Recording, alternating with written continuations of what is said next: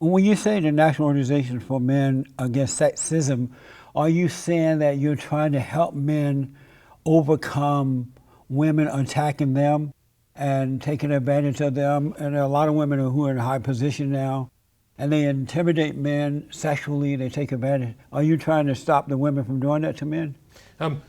We don't want anyone to be harassed. The National Organization for Men Against Sexism takes as its premise, being a pro-feminist organization, the feminist analysis that male supremacy is what drives a lot in the culture. Anytime a woman is oppressing a man, is harassing or abusing, that's also bad, but that's kind of anti the general tenor of the society. It doesn't seem to be true that men are oppressing women. It seems that women are oppressing men, but lying about it.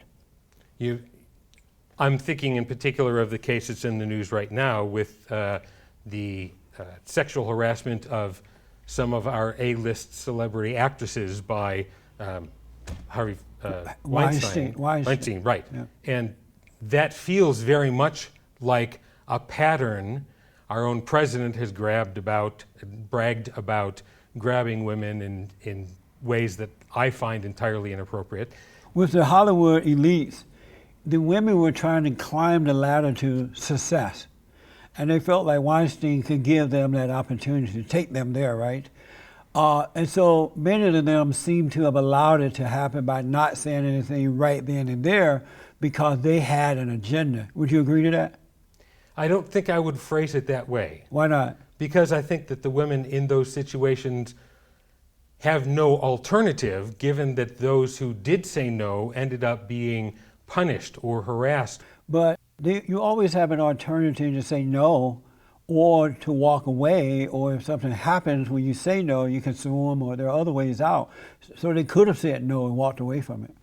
Depending on what you mean by say no, many of them did. Right, but those that didn't, did they not say no because they had an agenda? They wanted to be superstars and they felt like this man could have made that possible for them. In many cases, he did. I don't think so. I think if you have the ambition and someone says, yes, if you'll give me a blowjob, that's not the same as having an agenda. But you could say no to the job and walk away. You don't have to stay there knowing that they said that to you, like you have an agenda. My question is, who was controlling who? Was he controlling them or they controlling him? Because they both seem to have had an agenda. One wanted to be a superstar and the other was sexually perverted. And then so they both seem to live off each other. Yeah, I don't think it's an equal dynamic. I see your point. It doesn't make sense? It makes a sort of sense, but I think it's a false equivalence because they're not on equal footing.